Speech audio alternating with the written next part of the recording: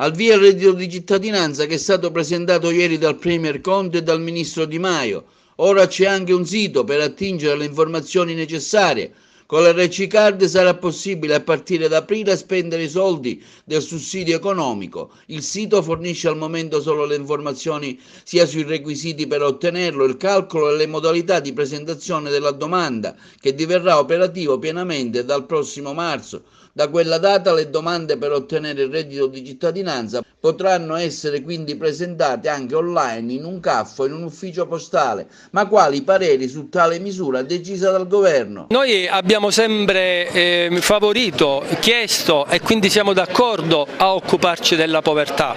Purtroppo ci siamo resi conto invece che questo governo alla fine quelle due misure che in campagna elettorale erano simbolo, sia il reddito di cittadinanza che la quota 100, li hanno fatti più per dare una risposta, come dire, il famigerato timbro fatto, che non nella sostanza, perché così come lo hanno concepito non è un sostegno alle famiglie povere, alle famiglie bisognose.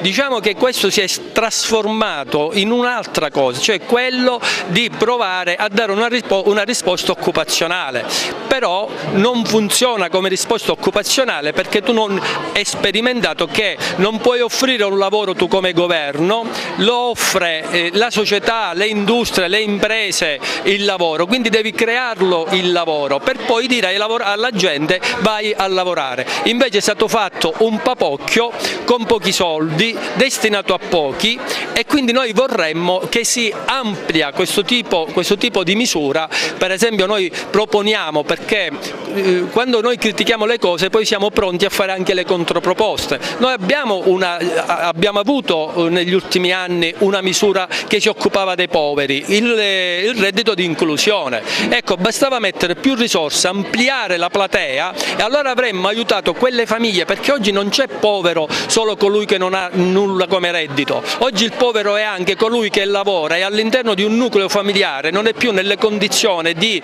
esprimere un minimo di vita e di dignità.